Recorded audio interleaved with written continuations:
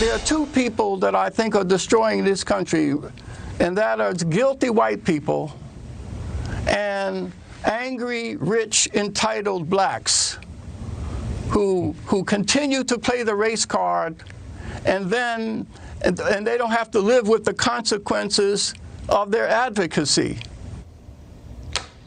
Most decent people try really hard not to be bigoted. We're told not to be bigoted, and it's true. So to the best of your ability, you really do try and treat other people fairly and not consider them a member of a group, but as individuals created by God, each unique. Most people try to do that, but in today's America, it's not enough. If you want to placate the woke mob, you have to humiliate and degrade yourself. At the beginning of the show, we showed you the woman who was ordered to her knees to apologize for her privilege, which of course she dutifully did. But outside Washington, D.C., in the affluent suburb of Bethesda, that individual sacrament has been replaced by a mass ritual. Watch this. I will use my voice in the most uplifting way possible. I will use my voice in the most uplifting way possible. And do everything in my power to educate my community. And do everything in my power to educate my community. So this is a religion, obviously. That's the liturgy. That's their Nicene Creed. What's it about? Is this religion about atonement and forgiveness and reconciliation? No, it's not. It's about dominance and submission, degradation, humiliation. Chairman Mao was onto this. The Cultural Revolution was filled with rituals like this.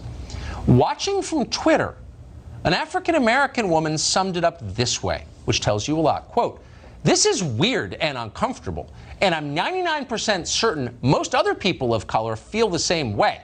Y'all are getting weird, like Jonestown weird." End quote. Amen. Horace Cooper is co-chair of Project 21, author of the upcoming book, How Trump is Making Black America Great Again. Horace Cooper joins us tonight. Mr. Cooper, thanks so much for coming on tonight. Thanks for having me on. What is this, do you think?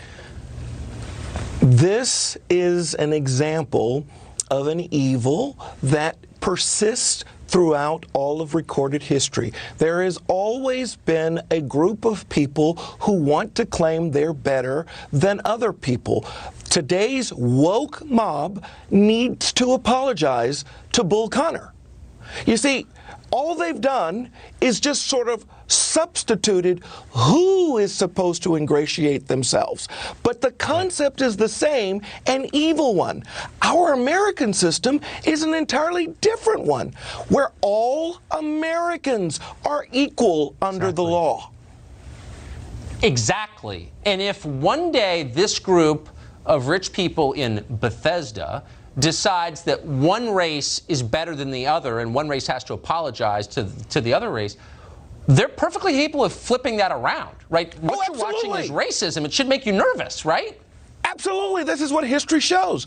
My grandfather, Oscar Johnson, when he was a young man, he was forced to ingratiate himself. He was forced to do things to humiliate himself.